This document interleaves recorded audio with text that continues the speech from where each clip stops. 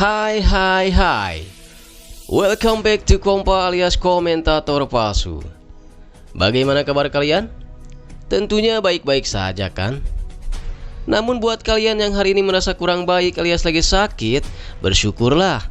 Berarti kalian ditakdirkan bukan untuk menjadi Fir'aun yang tak pernah sakit, namun mati dalam keadaan titelem di laut. Oke, kali ini Mimin akan coba mereview sebuah film yang berjudul The Mechanic yang rilis pada tahun 2011 silam. Tidak lupa Mimin sarankan untuk memakai handsfree-nya agar kuping kalian makin bergemuruh. Sediain juga permen biar sehancur apapun muka kalian, sepahit apapun nasib kalian, setidaknya mulut kalian tetap manis. Cerot.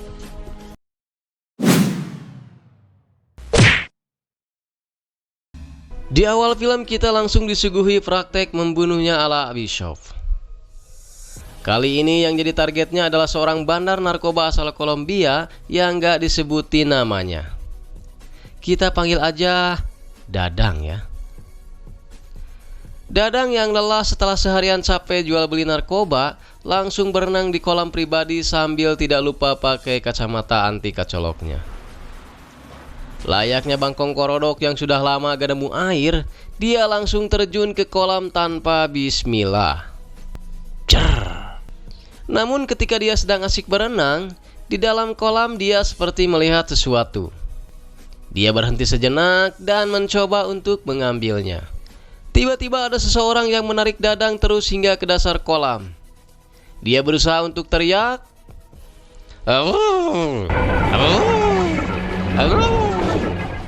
namun suara yang keluar hanya seperti itu dan gak terdengar sama orang-orang di sekitar. Dadang pun akhirnya tewas. Sadar si Dadang ini renangnya terus diawasi sama pengawalnya, Arthur Bishop lalu mengayunkan kedua tangan Dadang dan sesekali ngaboseh kaki Dadang biar kelihatan terus berenang.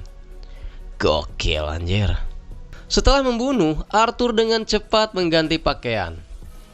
Di sisi lain, Dadang meninggal diketahui setelah salah satu pelayan menemukan Dadang mengapung di atas air ngabebengkang. Kematian Dadang sontak membuat seluruh penghuni rumah kalang kabut paciweuh tepuguh. Dengan watados alias wajah tanpa dosa, Arthur berjalan melewati orang-orang yang sedang fokus pada kematian Dadang yang mendadak. Misi pertama selesai, Arthur langsung meninggalkan TKP. Karena misi ini dianjuk atau belum dibayar, Arthur Bishop gak punya uang untuk naik angkot. Akhirnya dengan sangat terpaksa dia harus lari. Sadar perjalanan masih jauh, akhirnya dia nekat lompat ke sungai. Akhirnya Arthur dapat tumpangan gratis. Sesampainya di tempat persembunyiannya, Arthur langsung membuka kaset dan mendengarkan lagu kesukaannya yaitu Magadir.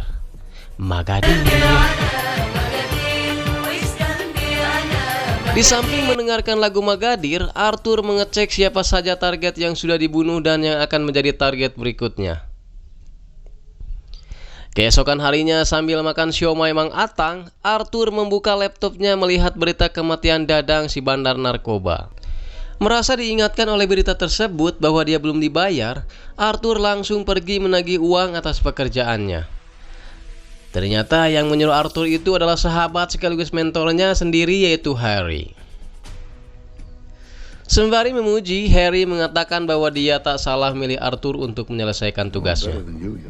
Arthur pun mendapatkan bayaran atas pekerjaannya. Setelah dapat uang, Arthur iseng-iseng pergi ke tempat hiburan.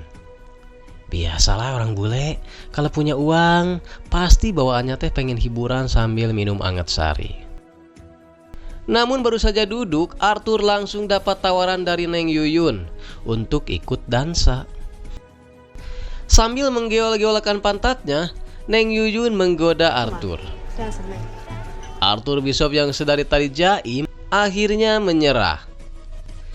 Keesokan harinya, Arthur membuka laptopnya. Dan dia kaget ternyata target berikutnya adalah temannya sendiri yaitu Harry. Arthur yang masih tak percaya akhirnya meminta pertemuan dengan agen yang menyuruhnya. Arthur meminta penjelasan kepada Tuan Den kenapa Harry menjadi target berikutnya. Tuan Den menjawab bahwa setelah Harry bercerai dari istrinya, ekonomi Harry jadi gak stabil. Harry menjual sebagian aset rahasia perusahaan pada orang lain. Maka dari itu, dia harus dilenyapkan. Arthur yang dibikin dilema dengan pekerjaannya akhirnya memutuskan untuk membunuh teman sekaligus mentornya Harry. Pertama-tama Arthur menelepon Harry untuk segera meninggalkan gedung tersebut. Dengan alasan Tuan Dan dan anak buahnya akan membunuh dirinya. Harry yang tak menaruh curiga sedikit pun pada Arthur langsung menuruti apa yang diperintahkan Arthur. Sesampainya di ruang parkir, Harry terkejut karena ada mobil dirinya di sana dengan kaca mobil yang pada pecah. Tiba-tiba muncullah Arthur. Harry yang sudah sadar jadi bahan target kematian Arthur langsung mengeluarkan sebuah pistol. Namun aneh, bukannya si Arthur yang ditembak, malah mobilnya sendiri. Wah, edan. Setelah beberapa kali menembak, Harry memberikan pistolnya pada Arthur dan menyuruh Arthur untuk membunuh dirinya. Naon sih maksudnya? Arthur pun tanpa basa-basi langsung menekan pelatuk pistol itu dan jos! Harry pun tewas tanpa sakroh dulu di atas kursi rodanya. Dengan watados alias wajah tanpa dosa, Arthur datang ke pemakaman dan bertemu dengan Steve, anak dari Harry. Sambil berjabat tangan, Arthur mengucapkan, "Innalillahi." Sabar ya Steve. Steve yang gak begitu mengerti dengan apa yang dikatakan Arthur langsung meninggalkan pemakaman. Disusul Arthur. Steve yang lupa kalau dia gak punya ongkos untuk naik angkot tiba-tiba datang mengetuk kaca mobil Arthur. Dia meminta Arthur untuk mengantarkannya ke rumah. Setibanya di rumah, Steve sedikit berbincang sama Arthur dan dia berharap suatu saat akan menemukan pembunuh ayahnya. Arthur yang merasa kalau dialah sebenarnya yang membunuh ayahnya langsung gak enak cicing dan langsung pergi meninggalkan Steve yang lagi mabok baygon.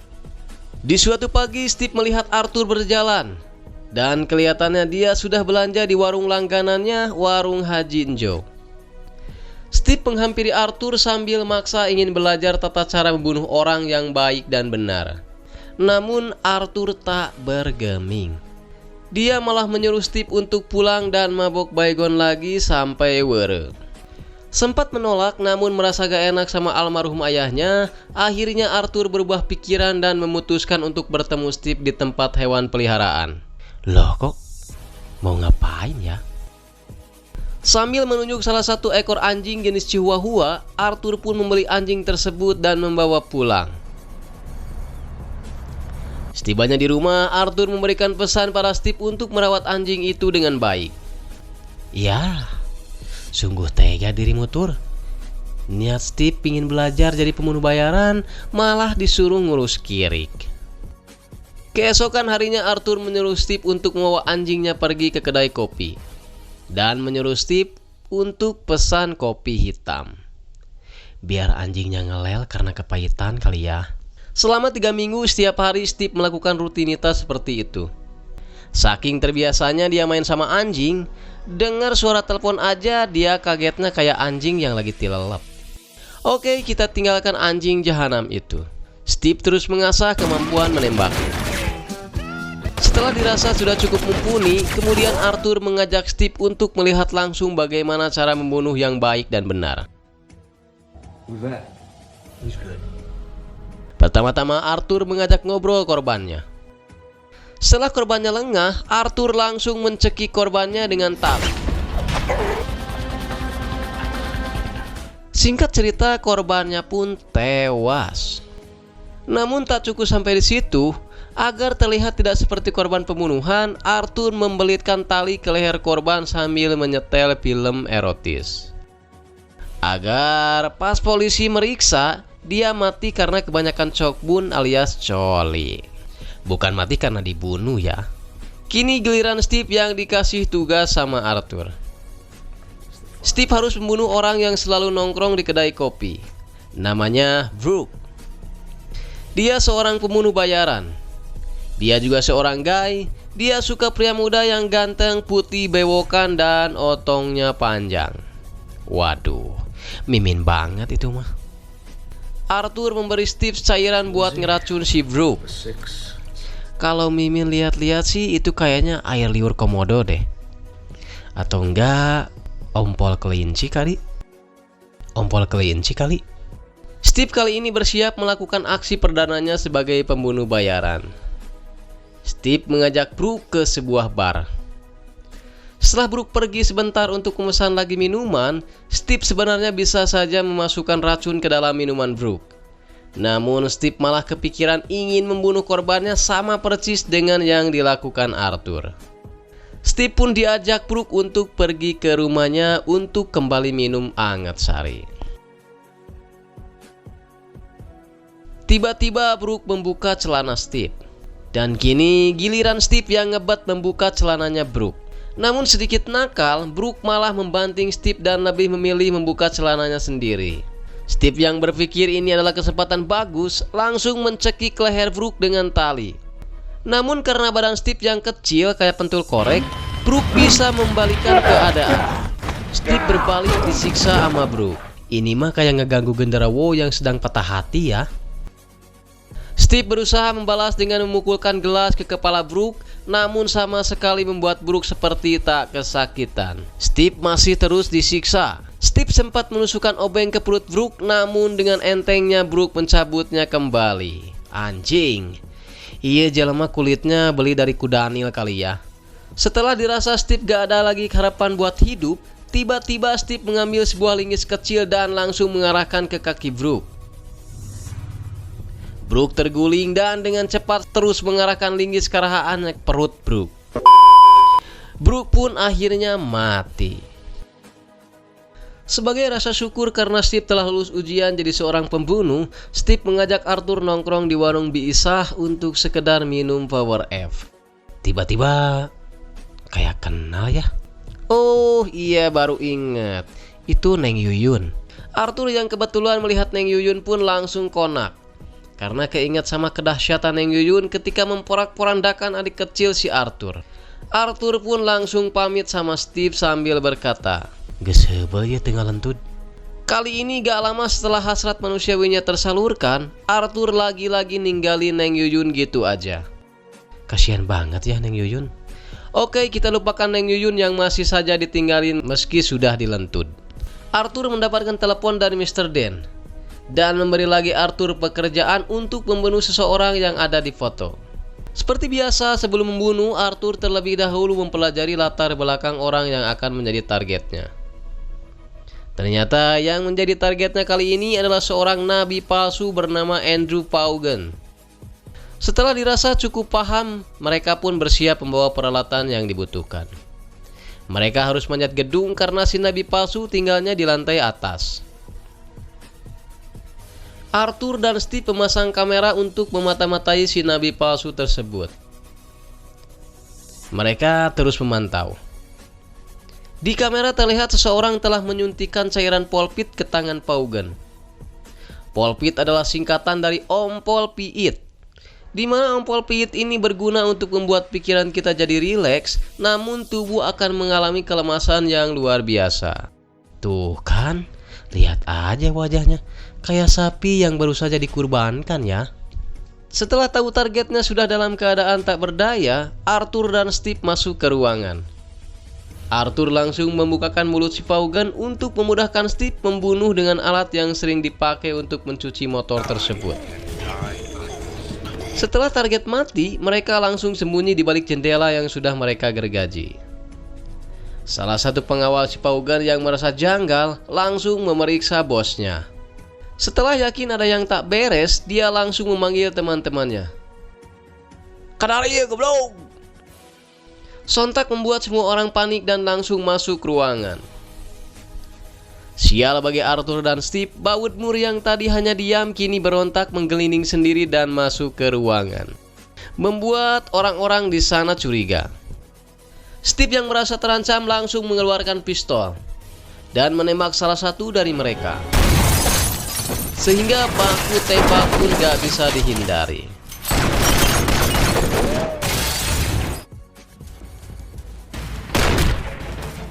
Namun Arthur dan Steve berhasil lolos.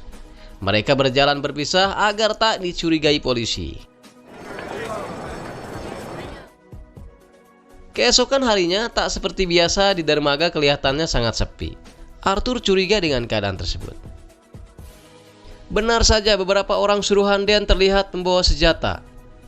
Arthur pun langsung ngeluarin jurus ngilang. Tiba-tiba Arthur muncul dari bawah air dan langsung menancapkan tombak. Kericuhan pun kembali terjadi. Arthur langsung mengambil telepon dan langsung menelepon Mr. Dan. "Lo jual, gue beli." Arthur pun langsung melanjutkan perjalanan naik perahu. Arthur menelepon Steve dan mencurigai bahwa Steve pun dalam keadaan terancam. Arthur lalu menyuruh Steve untuk duduk di atas sofa, karena di bawah sofa ada senjata yang bisa digunakan. Steve langsung mengambil senjata tersebut dan menembaki anak buah Dan. Arthur menjelaskan pada Steve bahwa yang mengirim orang-orang tadi adalah Dan, yang selama ini memberikannya pekerjaan. Arthur pun menyuruh Steve untuk membawa semua senjata terbaiknya.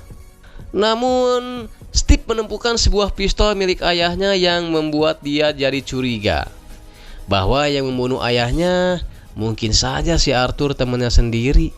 Steve yang terlanjur baper sepanjang perjalanan terus mengorek informasi dari Arthur, dengan harapan Arthur mengakui bahwa dialah yang telah membunuh ayah Steve. Malah dia sempat bertanya pada Arthur, "Apakah kau pernah membunuh orang yang kau kenal?" Sambil ngehulung seetik, Arthur menjawab, "Ya."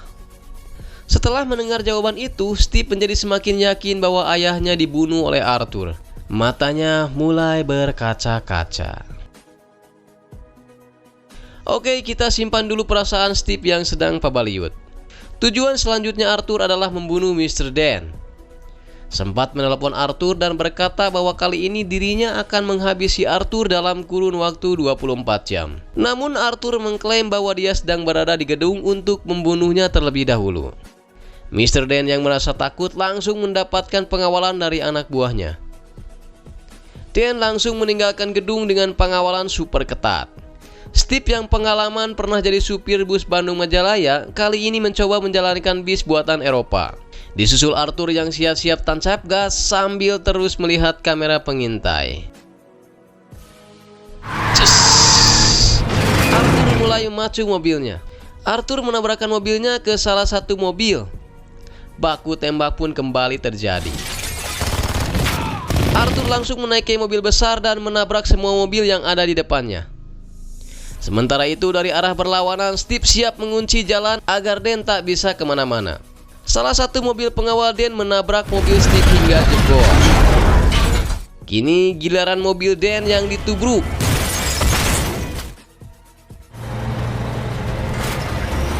Tak cukup sampai di situ, Arthur dan Steve lalu menembaki Dan secara terus-menerus, brutal dan gak ada rasa kasihan.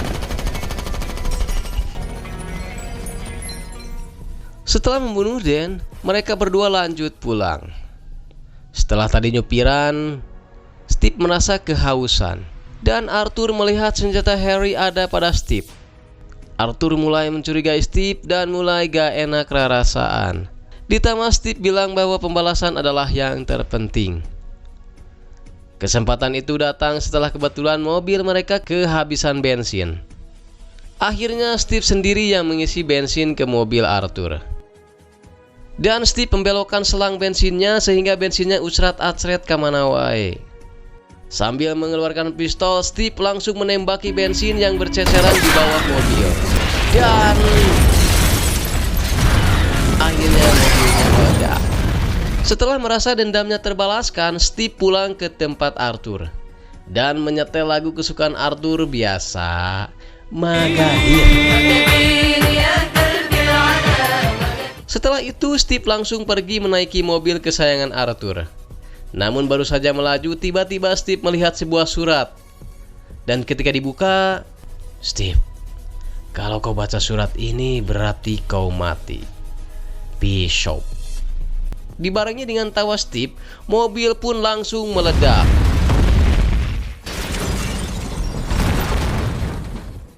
Loh, kok bukannya Arthur sudah mati ya? Coba kita lihat di pom. Yap, ternyata Arthur benar-benar masih hidup.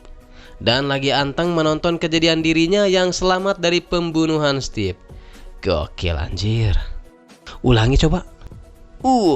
Buset dah. Buaya dikadalin. Tamat deh. Tapi dari sini Mimin bisa mengambil kesimpulan bahwa yang namanya persahabatan itu gak ada yang mulus semulus pahanya Via Valen. Kerikil pasti ada, noda pasti ada. Tinggal bagaimana caranya kita menyikapi suatu masalah.